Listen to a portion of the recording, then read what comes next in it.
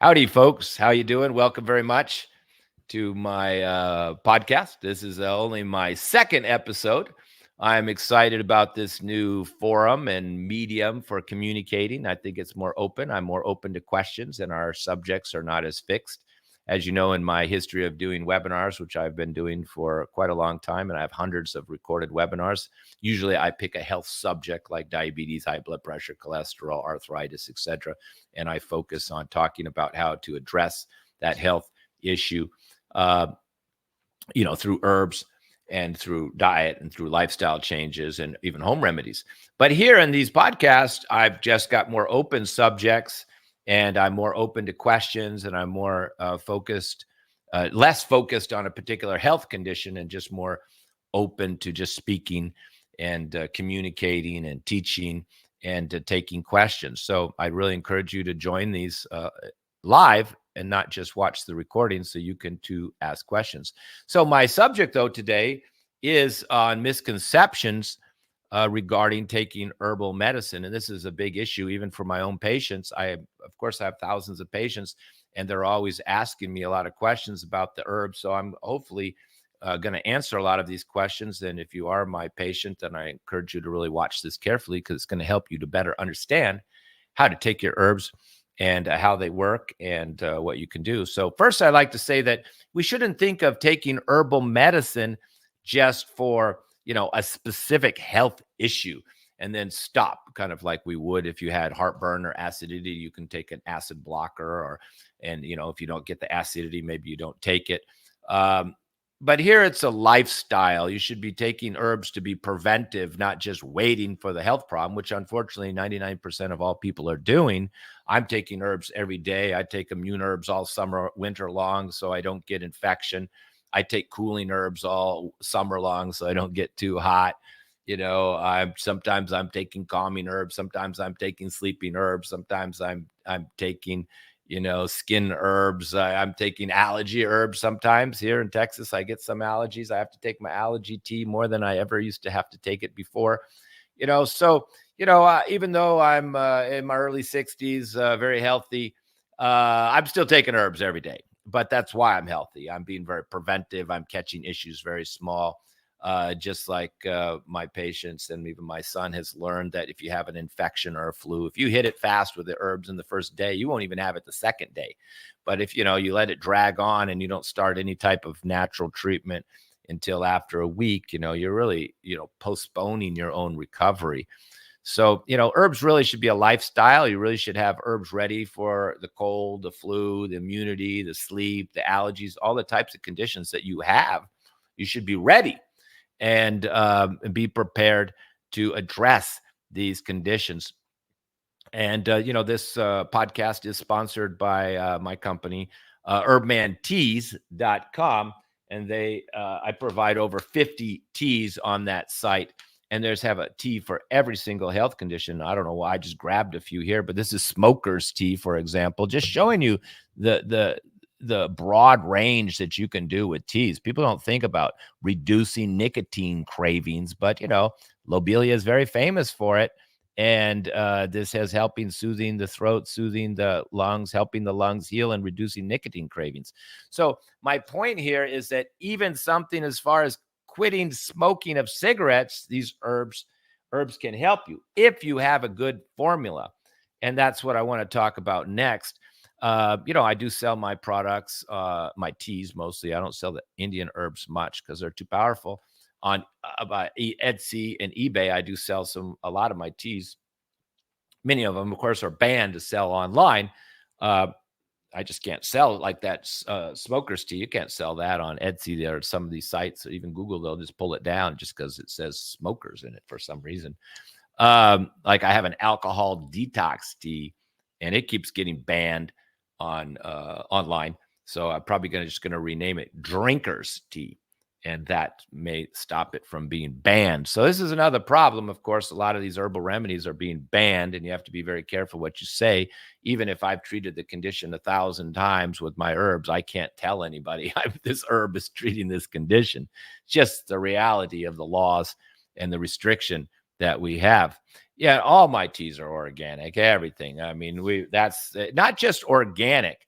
Thanks for that question. Some are wild crafted.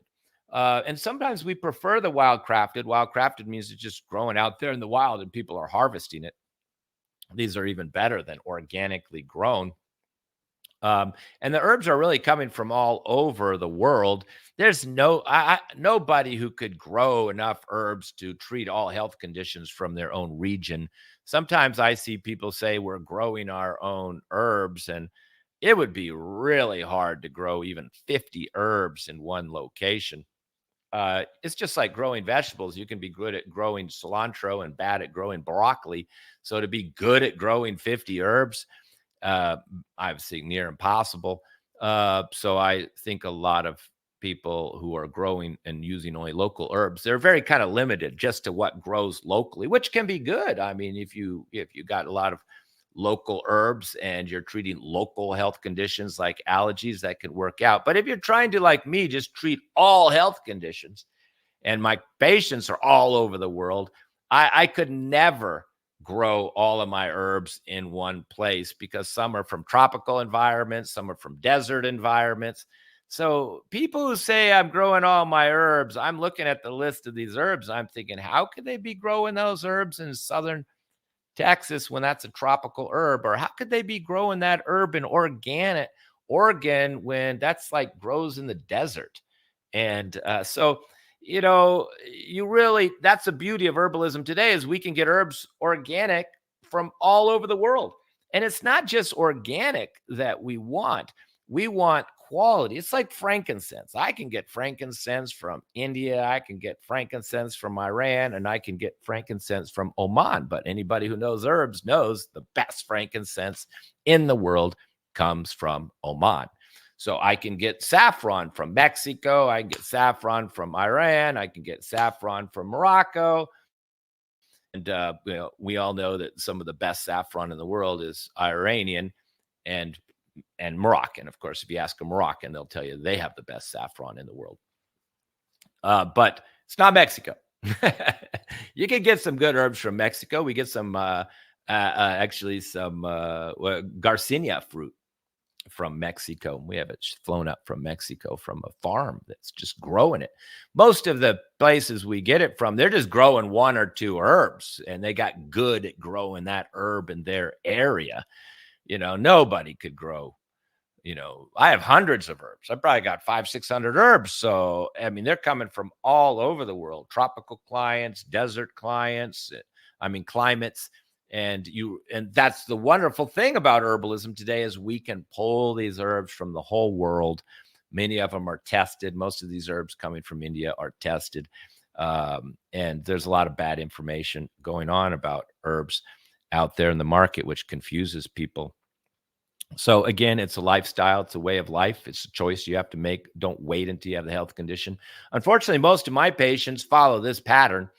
They may be going to the doctor. They find out they have a health condition, and they either go one of two paths.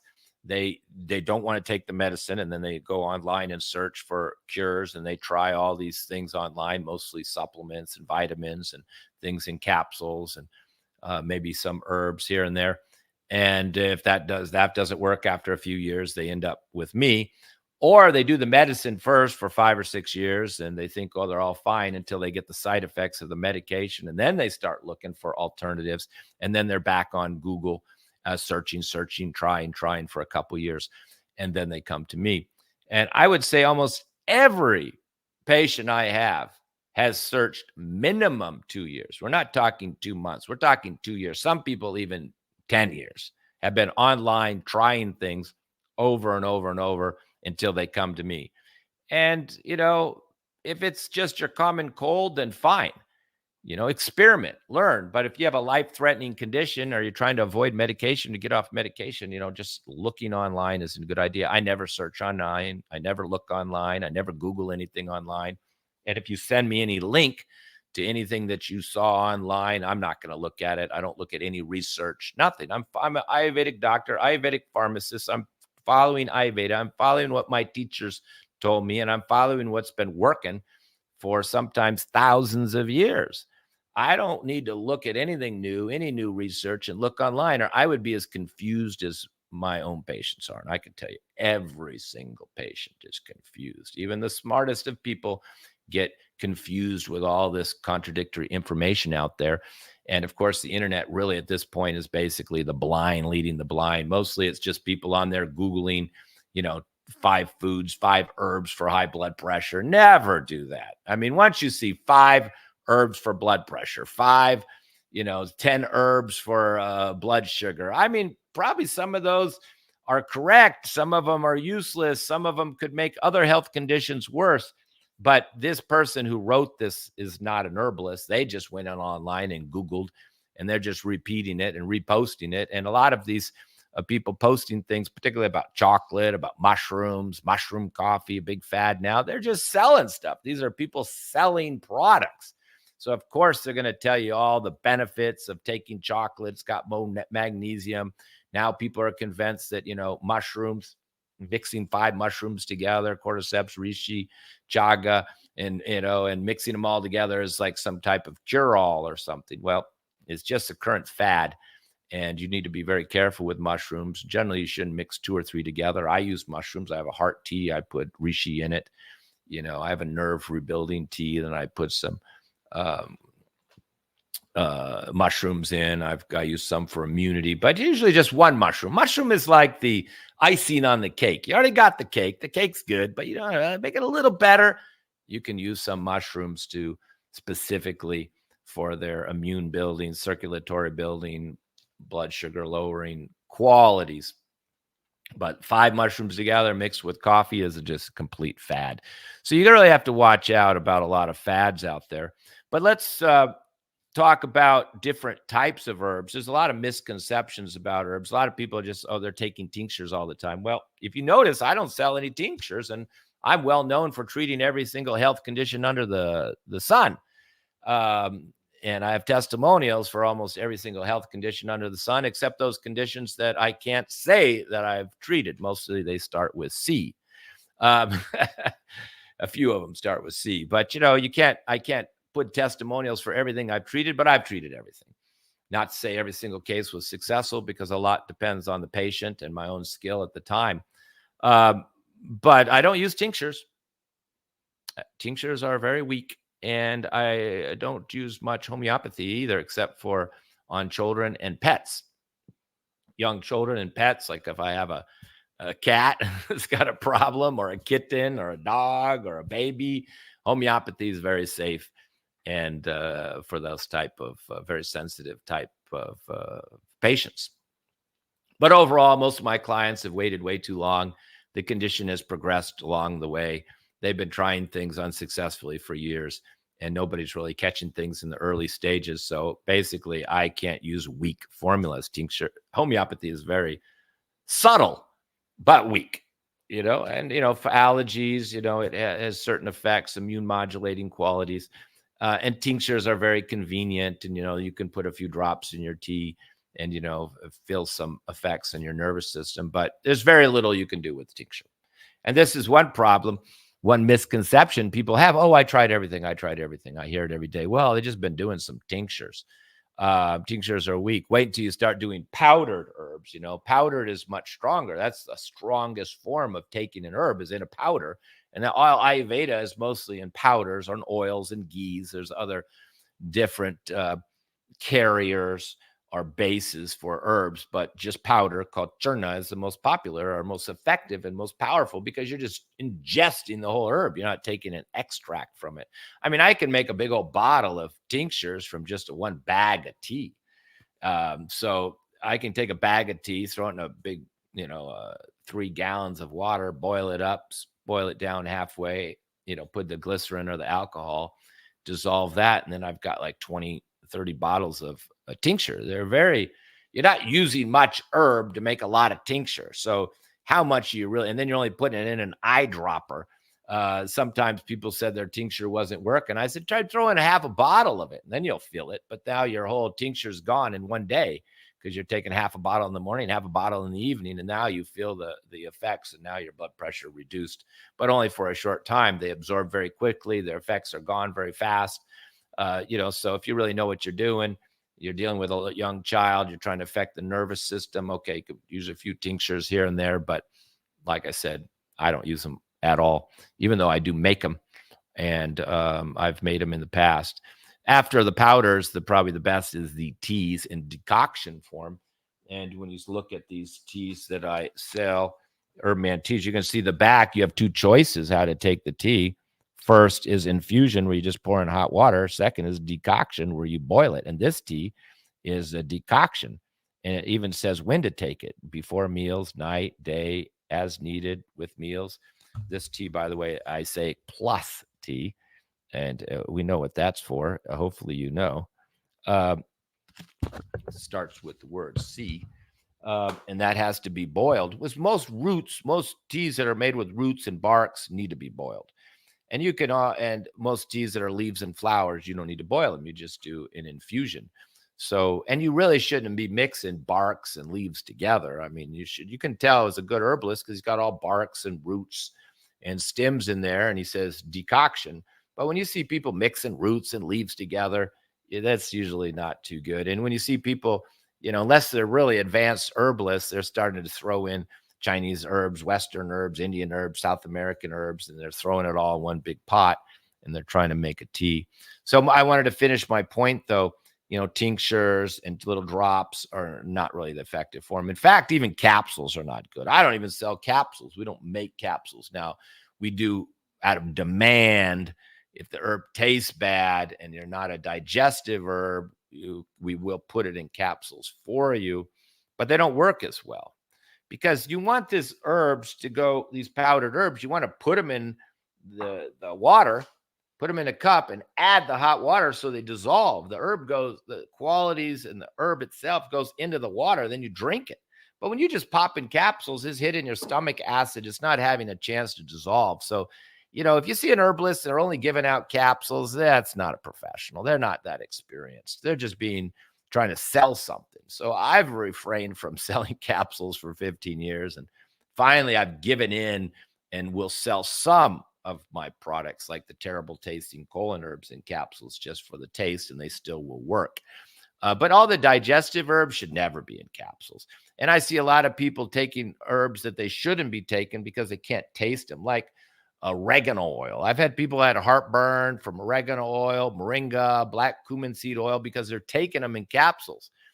And then they get heartburn and they don't realize it's from those capsules. But if they were to open it up and take a spoon of that black cumin seed oil, a spoon of this, or tea straight, they would think, wow, that's hot, that's burning, that's giving me acidity. And then they would know that's not suitable for them. So just because an herb has got a quality that's supposed to be healthy, like moringa, lowering cholesterol and having anti-cancer quality benefits, I mean, it still may not be the right herb for you, for your condition, or you may have to not use it in a large amount, just use 10, 15% of it in the formula, because too much of it by itself is going to be maybe too strong and give you some heartburn. If you're not careful with the patients, you can create new problems. And capsules, I don't like capsules at all because they're not absorbing as well. They're not working as well. And it's very important that people taste the herbs, particularly these bitter herbs. Like, people complain about the blood sugar, diabetes herbs. Oh, they're so bitter. Well, that's what you're going to get. That's what brings down a blood sugar, is bitter taste. You had too much sweets in your life. Your pancreas isn't working good. You're not absorbing insulin well.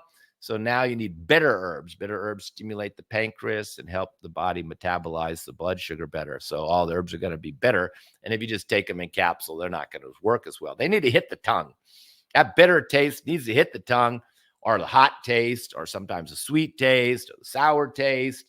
It needs to hit the tongue, and then the tongue is sending out messages to the brain what's going on.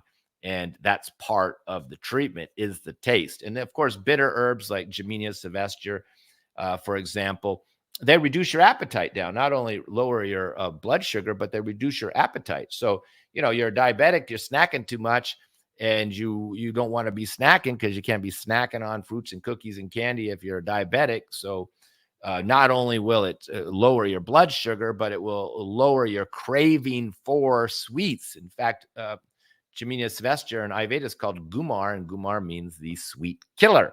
So it doesn't just mean that it's destroying helping you lower your blood sugar in your blood, but it's helping you to reduce your craving for the sweet itself. So when you take it in capsule, you're bypassing your tongue, you're bypassing the information that your body would get from the taste to your nervous system. So capsules are not a good idea. Tinctures are too weak. And you're going to have to accept that most of these medicine is going to not taste good. You know, the old saying, take your bitter medicine. Well, that's because they've been taking herbal medicine for tens of thousands of years, and a lot of it is bitter. In Ayurveda, they say that every plant has value and only a small percent is food. So say we say 0.1% is food. Well, all the rest is medicine. All of it. Every bark, every tree, every leaf, everything is medicine. Some of it we don't even know. They've got herbs down in South America. They got herbs in China. They got herbs in India. They got herbs in North America. And I could treat the same condition with different herbs. It's another misconception. I got a lot of these that I want to cover here. I hope you're really learning from this. Because again, people have so many misconceptions about taking herbs. And people get this concept that there's one herb that is going to treat their condition. Well, like I said, if you're a good Chinese herbalist, you may give out a formula to treat a condition and be successful. Good Indian herbalist, you could use all Indian herbs, treat a condition and be successful. If you're a good South American shaman and you're taking your herbs from the jungle down there and you know what you're doing, you could treat a condition with different herbs. So there's no one magic herb. The real importance is the herbalist, and his skill to make the formula and his access to herbs. And like I said earlier, the beauty of modern times is we can have access to herbs all over the world. But the biggest, most important thing about an herbal formula, herbal tea, is the formula, not the herbs. It's the formula. So that means the herbalist is more important, because the herbalist, he can use herbs you've never heard of. He could use herbs from South America, China, wherever, and you may not know about these herbs, but he's making some crazy formula. In India, I know Indian herbs very good. I'm an Ayurvedic herbal doctor, and still I meet crazy herbalists using crazy formulas that I've never heard of, and herbs I've never heard of, combinations I've never heard of, but he's getting the results. So, that's what's important, is the formulator. And unfortunately, most of the people selling these herbs online, particularly when you're talking about eBay, they're not trained there. They weren't trained in traditional herbology. They weren't trained in any formal school of herbalism. They're not Chinese herbalists, Indian herbalists, Western herbalists, no courses, no training. What they're doing is Googling online and creating these formulas. And you can always tell, like a chef, he can look at somebody's recipe and know if he's a good chef or he's just amateur. I mean, I'm the same. I can look at any Western and Indian formula and tell you, oh, whoever made this, they're good. They know what they're doing. Even I don't know one herb or why you put in one herb. I can tell from the whole formula and the balance of the formula, particularly if I can see how much of each herb he put in. That also tells me how much knowledge that person has about those individual herbs. And 99% of these herbs that you find online in these formulas, even the ones made by big companies, which I've consulted for and discovered these big companies selling herbs, have not one herbalist even working in their whole business. Well, that's probably why they hired me to consult them and look at some of their herbal formulas and give them some feedback. Because they're making herbs, they're in the herb business, and nobody in the whole company is an herbalist. I see it all the time. They're searching online. So they're just the blind leading the blind. I mean, they're just Googling online for the people who are just Googling other people online. And you can always spot this type of amateur herbalism because, one, if you go search online for what they're treating, you'll see a big list of the same herbs that they put in your tea. And so where they got the information from, Google. That's why I say when I send out this webinar, I said, keep learning, stop Googling, because this Googling is really adversely affecting people's mental state by making them confused and concerned and worried because they're getting contradictory information all the time. And they're often doing the wrong things and creating new health problems. I know people taking herbs and then getting diarrhea. I know people taking herbs and getting constipated. I mean, I know people taking herbs and then getting heartburn because they don't really know these herbs. They're just Googling it online. Um, and the formula, like I said, is really the most important thing. And in Ayurveda, we're very fortunate. We have thousands of formulas that were made hundreds, if not thousands of years ago, and they're already proven. So as long as you understand these formulas, and it's still good to understand the individual herbs in each formula, because even I have an ancient formula, I still may want to tweak it based on the individual. If the person's got heartburn, acidity, and a lot of body heat, I may just want to add some cooling herbs to that formula so they could take it more and not get any heartburn, even though I'm using a traditional formula. So I still change and tweak even ancient formulas because I have a knowledge of each of those herbs in there. But these people and companies making herbs, they got no individual knowledge of these herbs. They're just Googling it online and throwing them together. And like I said, you can always tell because they just pick common herbs that you're going to find online. And they often throw in herbs from different systems. It's kind of the chicken sink approach. They're just looking for any herb anywhere in the world that's going to achieve what they want: lower blood sugar, lower blood pressure. They take some Chinese herbs, they take some Western herbs, they take some Indian herbs, and they just throw it all together and they think that's going to work. But a formula isn't made like that. I like the Chinese way of talking about formulas. They said you got the king herb, you got the queen herb, you got the bishop herb, and you got all these little pawns that are kind of supporting.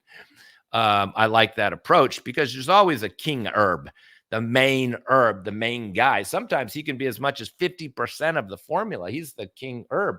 But there may be a secondary herb that's also as powerful, just as powerful, but so we call him the queen, but there doesn't always have to be a queen. So there could be two kind of main herbs. Usually that's enough. You don't need to pick like 5 herbs that try to cheat this. 1, 2 is enough. Maybe 3, the max. These are your herbs that are creating the action that you want: lowering blood pressure, thinning the blood, reducing arteries, inflammation, improving circulation, calming the mind, sedating the nervous system, whatever, lowering blood sugar. These are the main herbs doing the job. Then you have these supportive but powerful secondary herbs. They often call them the bishop, the rook, the knight. They have different levels. They're still powerful, but they may have other actions. Like, for example, a weight loss herb here. We could give you an example here of a tea for cholesterol. And you can see there's some herbs for digestion, some herbs. Sometimes you give a parasite herb, you throw in some herbs for not just the parasite, but some elimination to keep the bowels moving.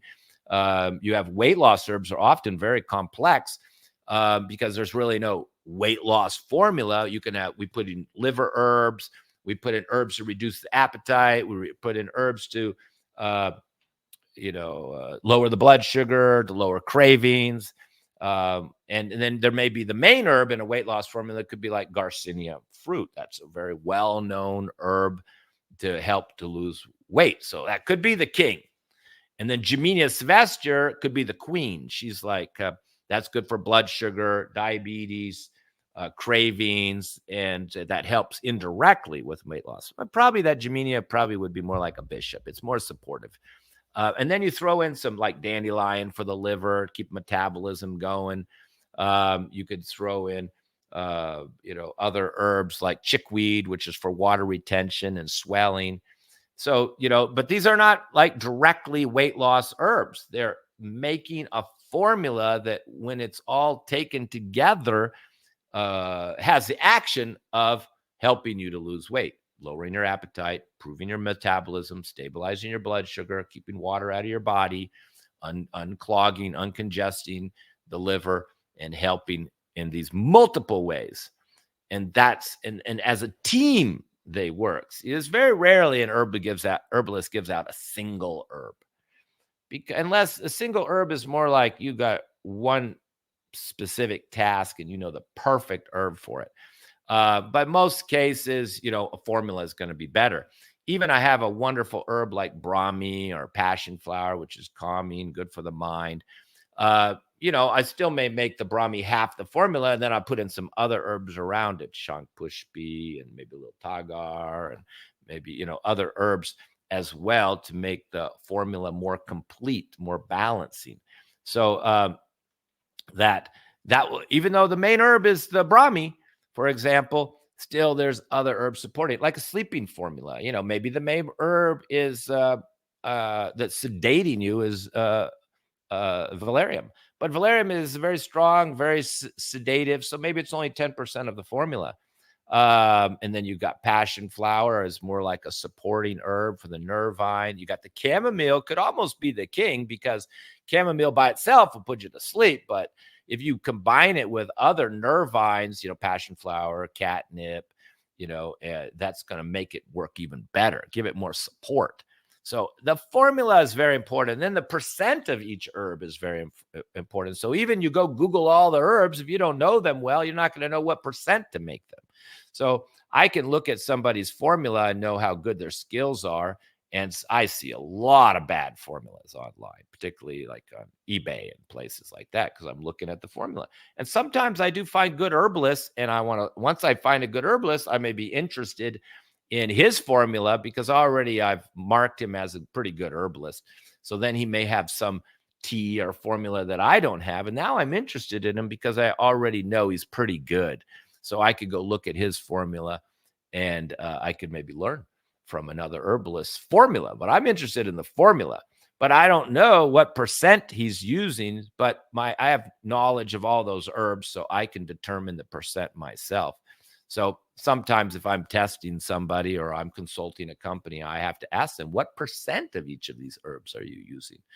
And that I may just change the percentages.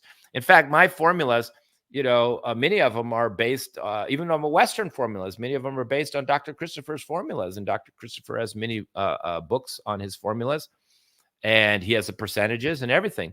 And most of my Indian formulas are all based on ancient Indian formulas. It's only out of the hundreds of products I probably have less than 20 that I kind of created outside the scope of following a traditional formula.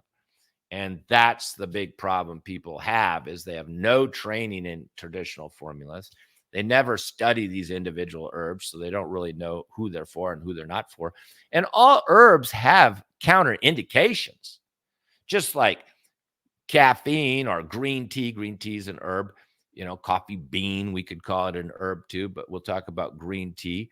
I mean, if green tea could be medicine for one person, it could be poison for another person.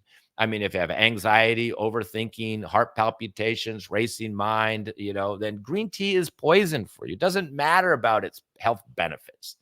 It's not good for you. But if you're a slow, heavy, sluggish person, can't get out of bed, slow heart rate, slow pulse, little on the sluggish, lazy side, and you sleep like a rock and never had any anxiety in your life, then wow, green tea could be a lifesaver for you.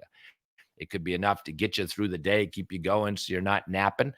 And that little extra caffeine in your big, heavy body is not even going to affect you. You're going to still sleep like a baby. So this whole concept of what's good and what's bad, oh, you have to watch out for that. It's the same with these diets. That's the sign that you're talking to a fraudster or a fad diet when they say something's good for everybody. There's no diet that's good for everybody. There's no food that's good for everybody. And there's no herb that's good for everybody. Even if it says that herb lowers blood pressure and you have high blood pressure, that herb still may cause you problems. Not because the herb is dangerous like a medication. All medication harms your kidney and your liver, and many medications can even lead to all kinds of adverse side effects, including kidney failure. But herbs aren't going to create the adverse side effect or damage your kidney or your liver, but they can create another health issue because you didn't understand that herb. For example, I mean, there's people taking, green tea for weight loss, and now they can't sleep. They're taking moringa, and now they got heartburn. So they're taking it for one thing, but they're causing a secondary problem because they don't really know that herb. And we just don't have enough herbalists. People, they take a little online course for a weekend and then they think they're a master herbalist, because apparently somebody told me there is a course called Master Herbalist Course. I don't know. People just call me that, but there's no title that I know of. It's just kind of what people called me in my own testimonials. But, I'm an IVA registered, integrative Ayurvedic doctor and Ayurvedic pharmacists. That's the degrees, not master herbalist. But anyway, people take course. Now they're master herbalists, but that's impossible. You shouldn't even take herbs from anybody less than 40 years old because it takes you 20 years. In India, they say 6 years to be a doctor, 20 years to be an herbalist. So a lot of people who they go to school in India, they end up going for the MD career because it's quicker, because they know people don't like young herbalists because it takes them years. Unless your father was an herbalist and you were raised in his clinic and you've learned from him, maybe in your 30s, you'll be good. But even then, you still needed your 20 years. You just started early. And your mind wasn't full of misconceptions and misunderstandings because you were raised by somebody who helped you understand how herbs work. So it's in your blood, like my son. And that type of person could be earlier, but basically you shouldn't look for an herbalist less than 50, to tell you the truth. Sometimes people, they say, well, I'm taking these herbs from this Chinese doctor I saw. Okay, first question is, how old is he? Oh, this guy is old. He's over 70. Got a gray beard? Oh yeah, big gray beard. Well, that's good. And did he give you a lot of different herbs, not just like one tea? Oh, this guy gave me like 5 things. He told me, take this in the morning, take this after dinner, take this before bed. And no capsules. You're just like boiling the tea and it tastes bad. He goes, that's it. Yeah, I got 2 teas I'm boiling and some powder. He's for real. I don't even need to know anymore. You're probably better off to take his herbs. But if you tell me you went to somebody and they just gave you some capsules, a little trifla to take at night, little CCF tea to drink after meals or something like that, and that's not a real herbalist, when they're just giving out just one tea, one herb, and some couple capsules. No, that's not. And they're only 24 years old. You just can't do it. You just can't understand these herbs in such a short period of time. This is thousands of herbs. And like I said, my formulas were based on traditional formulas. And then even then I adjusted them over the years. I had many teas that were working good, but then giving people other health problems. So I had to change the formula. I had to reduce it down. Even to this day, I may say, okay, reduce the cinnamon from 5% to 10%. Reduce the shank pushpi, the brahmi, or the other passion flower, reduce it from 20 to 15 and add this other herb 5% and add a little lemon peel 2%. And let's just add a little bit of this stevia to hide the bitter taste. And so I'm still tweaking them a little bit. Even though the key herbs, the main herbs remain, I can still work with these other herbs. They often call them the pawns or the soldiers. They have jobs, but not necessarily related to the main formula. So that's the way a formula should be. It should be just like their treatment. It should be holistic. It shouldn't just be like every herb in the book that you can find online that treats blood pressure thrown into a tincture. This is going to be ineffective. And that's one reason why herbalists have a bad name of not working, because you have untrained herbalists. You have made up formulas where people just are searching online. And they're really using the it should work approach. Not to say that it doesn't work sometimes, but they don't really know what they're doing. They search online, and that's why I call it the it should work approach. And it probably does work for some people. But without any diagnosis, you're really taking a risk of taking an herb. Not that the herb will like hurt you or damage you, but it may not be effective. I mean, just think of high blood pressure. I mean, how many causes are there of high blood pressure? I just finished with a patient just now, and we concluded one reason for his blood pressure was his anger issues. So, I mean, there you are taking some med to artificially lower your blood pressure. And the whole reason you're having the blood pressure is because you're angry. And he knows it. He gets angry, his blood pressure goes up. He has to take more of his medication. And he's got some resentment or whatever. So this is creating this constant anger. But same for stress. If you're anxious, stressed, panicky, drinking coffee all day, this is going to shoot up your blood pressure. Chili pepper, hot spices shoot up your blood pressure. And of course, inflammation in your arteries can create more blood pressure. Super high cholesterol and excess body fat can increase your blood pressure. Blockages in the artery can increase your blood pressure. So these are your nervous system can create high blood pressure. Most people, they're eating, drinking coffee all day long. It's increasing their blood pressure. So you got all these different causes, and you're expected to go online and Google what herbs do I take for my blood pressure, but you don't even know what's causing your blood pressure. So, I mean, a lot of times when I do these webinars, and I just did one on Thursday on weight loss, I spent the whole time educating people on identifying the causes for their weight gain. And that's just, people make the same mistake with weight loss. They just go to the gym, they run on a treadmill, they pay a coach a lot of money, or they do some starvation diets or some crazy fad diets like keto diet and carnivore diet and all these crazy fads. And then, they may lose weight, then it comes back and they're still struggling and they come to me. But they don't even, I ask them, well, why are you gaining weight? They don't even know. How could you start treating it? The guy in the gym, he doesn't know why you gain weight. He's just going to make you kick your ass and make you exercise and quote, burn off calories and give you a low carb diet. I mean, they're all doing the same thing. Probably the worst place to take any advice is a gym, because they're there for building muscles and looking good, not being healthy. But a lot of times the reason for people's weight gain is their poor liver function, or even it's sometimes simpler, just the snacking all day on their organic nuts and protein bars and chips, or even more common, poor digestion. And poor digestion can be just not hungry all day long is poor digestion. I've even seen smoothies being the cause of weight gain. Fasting all day, the new fad of fasting all day and then eating at night can cause weight gain. You're eating too much at night. Eating the wrong foods can cause your weight gain. So you can't just go online and just start, okay, what herbs for losing weight when you don't even know why you're gaining weight. So you need to investigate that first. Put a list of why you're investigating, why you're gaining weight. Maybe you're snacking too much. So maybe you can have a tea like appetite control tea, which I have to snuff your appetite down. Maybe your liver enzymes are high, your bilirubin's high. You're having trouble digesting fat. So that's another reason for weight gain. You're already up to 2, snacking and poor liver function. So maybe you got to I'll give you a herb for your liver to improve your liver function. See, so I've already got 2 causes there. It could be 3 or 4 causes for your weight gain, 3 or 4 causes for your cancer, 3 or 4 causes for your high blood pressure. So you got to identify these causes. This is what I do in an appointment, is what I'm doing. In most of the appointment, I'm analyzing and investigating into the client's life, their lifestyle, their habits, their supplements, and all the stuff they're taking. And I'm identifying what are the causes for their multiple health issues. And then I'm removing the causes using changes in the diet or my herbal remedies. And we don't treat disease with herbs. We treat organs and systems. We don't treat cholesterol. We treat your liver, because your liver is responsible for maintaining the lipid proteins in your body. So, sometimes we get stuck in these medical terms.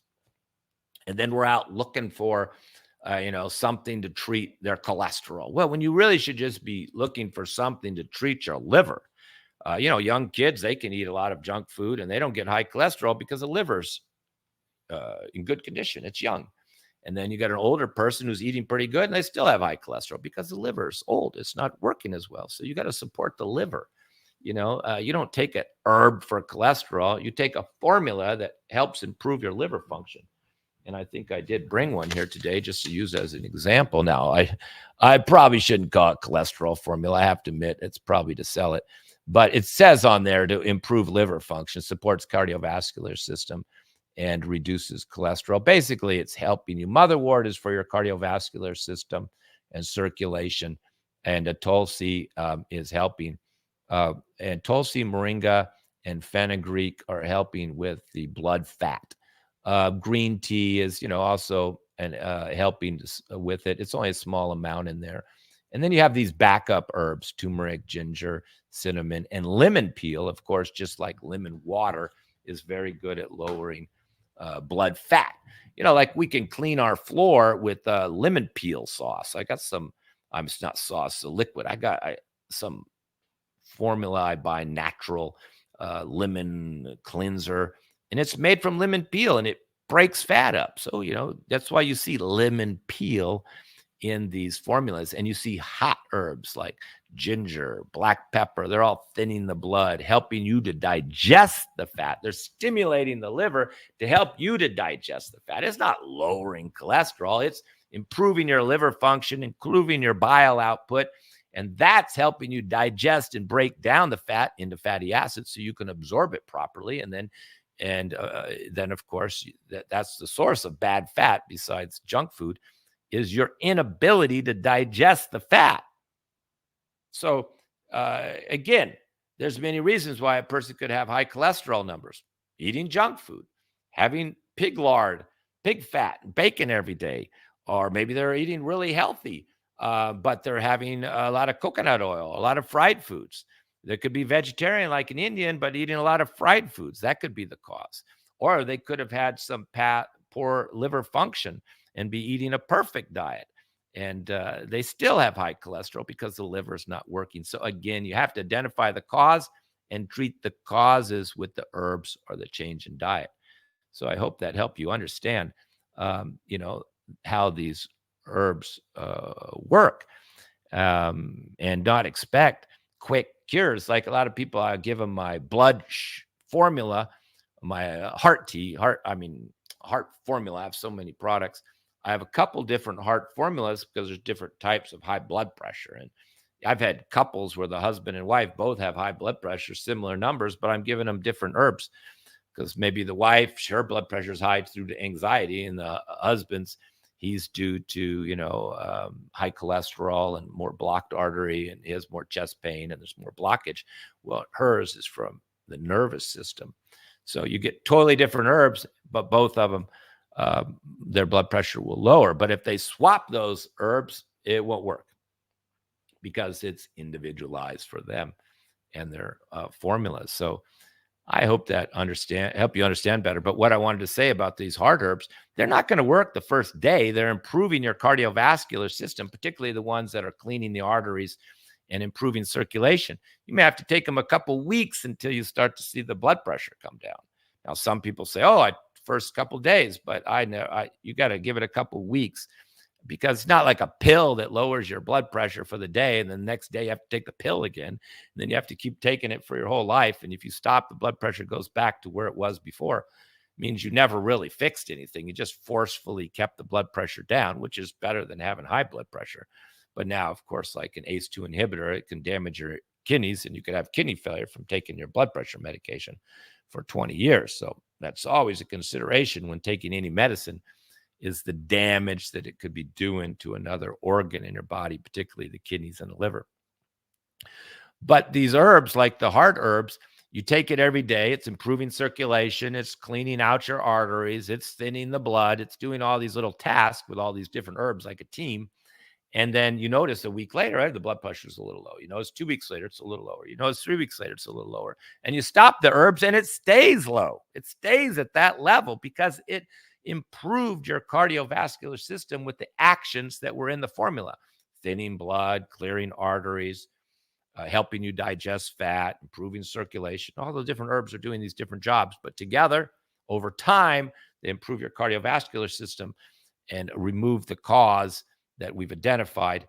And then your blood pressure slowly comes down. So maybe 3 months, 6 months, maybe a year, you're off of the herbs. It's done. Your blood pressure's stable now, because you improve the cardiovascular system. Now, it doesn't mean that it may not come back. You could go back to some of your old bad habits again, which is what a lot of people do. And then 5 years later, they're back again with the same health condition, but they recreated it because they went back to some of those habits, and then they have to take the herbs again. Usually the second time, they're better patients, and second time, the results come quicker. But it's important to understand that the herbs need time. Even the sleeping formula, I mean, nobody should be insomniac. I mean, there's so many herbs that can just literally knock you out.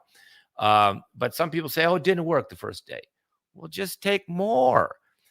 Every day people are saying something's not working, I don't even look at their case, honestly. I just say double it.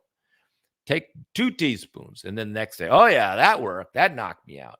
So, and it really, they just need to keep going. It's not 1 teaspoon of my sleeping formula isn't going to knock you out the first night. But if you start taking it every night, these herbs are now in your blood. You've got off the coffee, you've got off the chocolate, all the things that were keeping you up in the first place. And now you're taking the herb every day, and you're getting this coffee out of your system, and you're getting these nervines and sedative herbs in your system, and you're supporting your nervous system. then you notice you start kicking in a week, and now you're sleeping like a baby. And even you skip a day, you're still sleeping good because the herbs stay in you for a while. So you're calmer during the day because you've been taking these sleeping herbs at night. They're supporting your whole nervous system. You don't just take some magic little herb and knock out. No, they're supporting your nervous system. They're helping your nervous system. There may be sedatives in there that make you groggy and sleepy, but there's also herbs just supporting your nervous system. So your whole nervous system is going to be healthier, in a better condition just by taking these herbs. So my last comment I'll say is that, these herbs can be taken long term. I mean, I've been taking sleeping herbs for 30 years. I don't take them every day, but definitely if I have to get up in the morning or I'm traveling, I take digestive herbs almost every day. I've had allergies my whole life. I'm still taking allergy herbs sometimes in the season. Cat allergies I get, so I have to drink a cup of tea or my eyes itch. I have to drink my own allergy tea. Um, Sometimes I drink my chill out tea because I'm so, busy staying up late replying to clients. And then we see a nice, rounded formula there. Lemon balm is the base, because that's from the mint family. Passion flower, catnip, those are really the important ones. We don't put chamomile in there because that'll make you sleepy. Supportive is more like the oat straw is supportive. And, lavender, a little bit relaxing.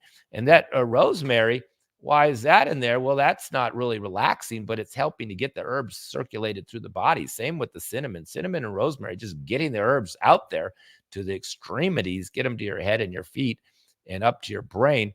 And the rose petals, well, that's just so it smells nice. Everything, and looks nice and tastes nice. So not every herb has to be to make you relax. That's how you can tell an amateur herbalist, because he just throws in everything for what he thinks he needs to treat.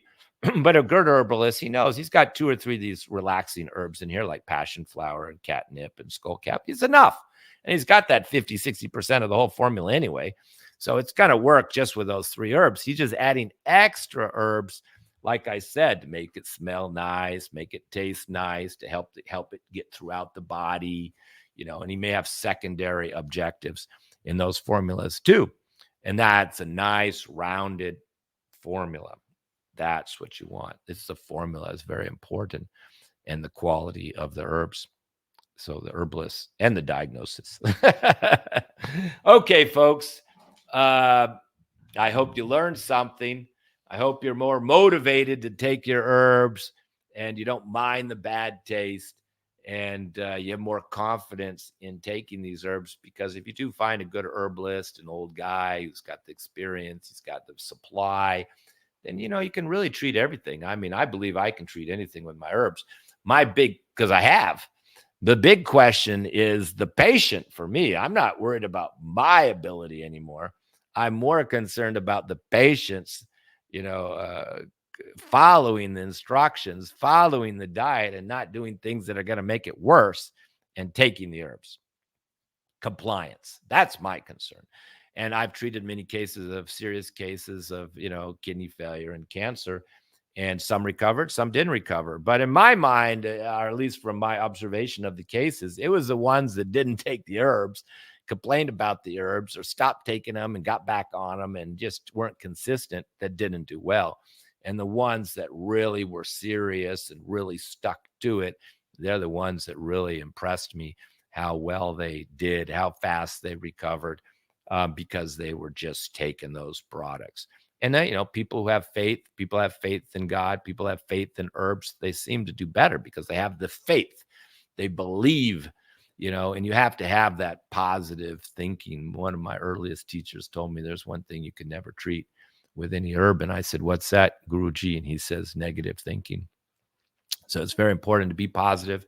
It's very important to have faith, very important to believe.